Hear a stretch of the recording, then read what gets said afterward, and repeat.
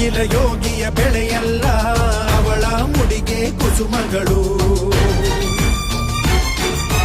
ಹರಿಯುವ ನದಿಯ ನೀರಲ್ಲ, ಅವಳ ಎದೆಯ ಅಮೃತವು.